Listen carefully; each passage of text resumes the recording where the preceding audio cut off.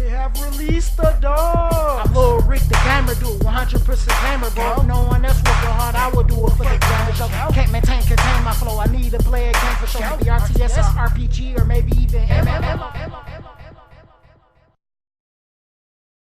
Howdy, and welcome back for another Lucid Adventure Idle RPG video.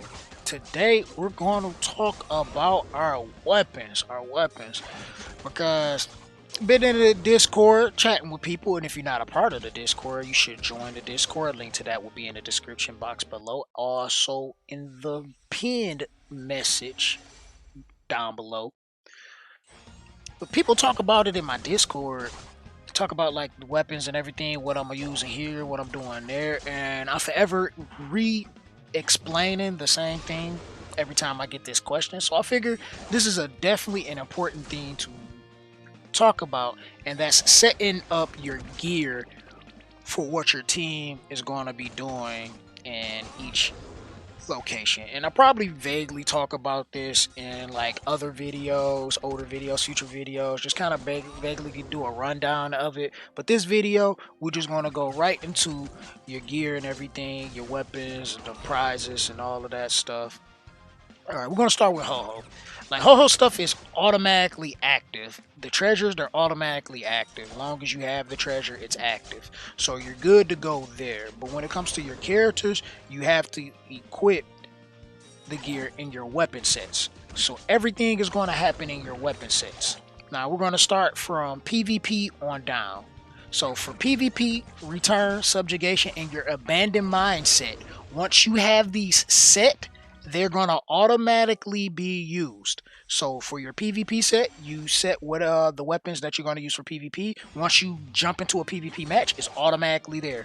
When you return, long as you have weapons set to your return set that give you experience, you're going to automatically get it when you do your return. Subjugation, when you do the fight for subjugation, the gear you got set here, automatically the same thing for your Abandoned Mind set. I want to get more in depth into subjugation and Abandoned Mind in future videos as I learn and progress and get a better understanding of how those areas work in the game, because I know a lot of people been asking what's the best teams, what should I do, and I'm still learning myself, so it's still a lot of trial and error I have to go through to really fine-tune and give you guys the best content that I can give possible. Hey, that's right, gamer. Yes, it is. I thought so. Yeah. Let's go back to the very top. Now, for the very top, you got 3 of them set. These are your main 3 that you can customize and tailor any kind of way. Like when you go here, up at the top and click the little sword, they pop up here that you can use in the battle. If you go to Nightmare Tower, I believe, is it a Nightmare Tower? Also, as a quick side note, for Nightmare Tower and Abandoned Mind, I just use my DPS gear since it got the best stats for damage, everything, all the team stuff, and because you can't set anything for these 2 places. That's just what I use for both of the, well, Abandoned Mind, no, because Abandoned Mind already has its own set, sorry. But for the Nightmare Tower, that's kind of what I have set. It's just I use my physical gear, or my damage set, which is my physical. Yeah, because Abandoned Mind has its own set. So that's pretty much how I do that. But my Abandoned Mind set isn't all that great either. We're gonna work on that. All right, just a side note. Oh, thank you. I appreciate that. I need that so I can level up some stuff. All right. So anyway. So you got them set here for whatever setup. So we're going to just load one up. I think currently I'm on our speed set. So we're going to go to my farming set, because I got them named according to how they're used. My farming set. Now on my farming set, I'm going to go to everybody here. They're going to have something that's going to power up Ho-Ho so we can get the most gold at the fastest rate possible. So, and you're going to do this for every single character. When you're setting your weapons up, every single character needs to have something equipped, because it all is affected. Even if they're not in your main team, everything is affected long as it says team or it gives some kind of bonus for the party in general. Like this one here has character power up cost down, so the cost for your characters is going to go down long as you have this equipped.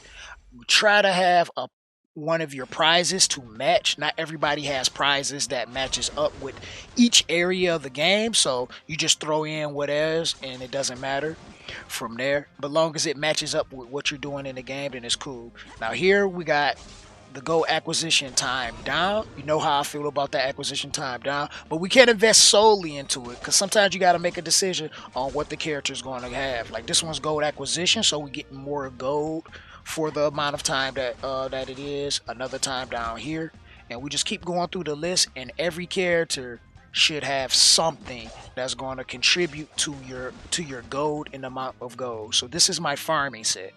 And this is how this works. Some characters like Oz, who is brokenly OP, has even better ones that kind of help you. Out as well. And you want to power up and level up these weapons too, as you go along, so you can get the most out of it. Of course, some people just don't have anything, or maybe have something, but it's not really the best item or weapon or what else. And then sometimes as you acquire new weapons, you just go back and check and reset your weapon list. So that's the farming set to get our.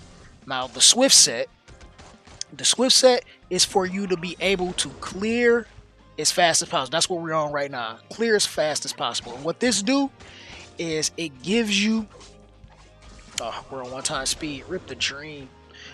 What it do is give you the ability to speed through. So what you're looking for this set is things that's going to give you team movement speed and team attack speed. That's what you're looking for to get the most, like to get the shortest amount of frames possible for your team to clear faster. So we see we got team speed here. Some of the characters don't have it, so I just opt for team attack. If they have team attack, I go for team attack, team crit rate, team crit damage, preferably attack because you just want to be able to get the most damage possible. And if you already don't have high crit, then there's no point of having crit damage. But some characters don't have any like movement speed or attack speed, so you just go with that instead. So we have team movement speed here, team movement speed there. Like he doesn't, so we went for team crit damage instead. He's another one that doesn't, so team attack. Plenty of team movement speed on light here.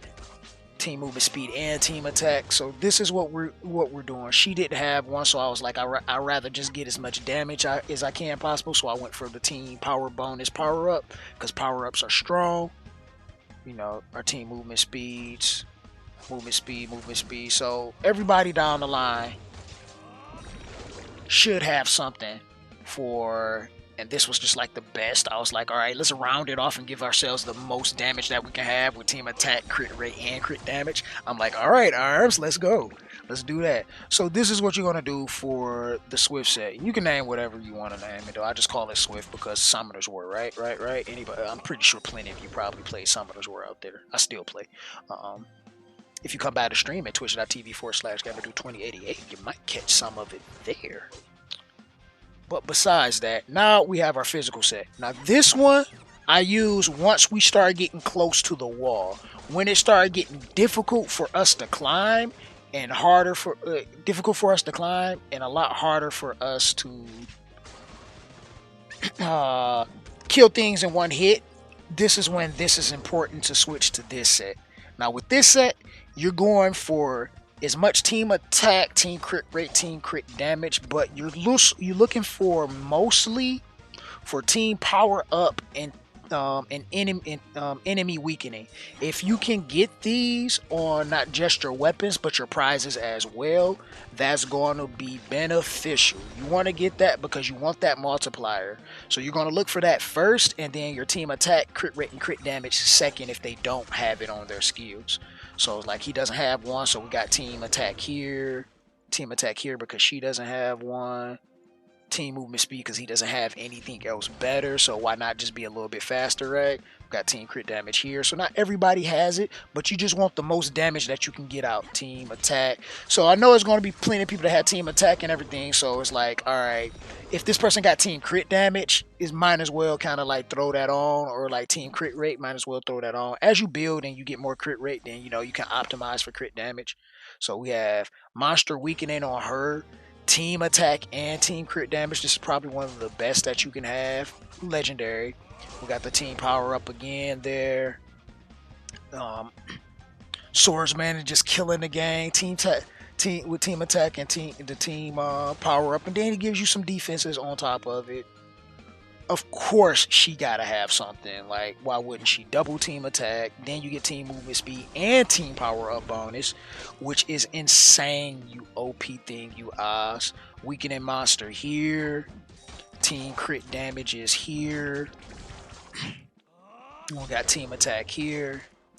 And she has plenty of team attack to round it off. So you're looking for this to get the most damage as you can get possible while looking at the same thing in your prizes. I'm not sure if we have an actual good example. Like, all right, we got team attack. Once again, team attack there.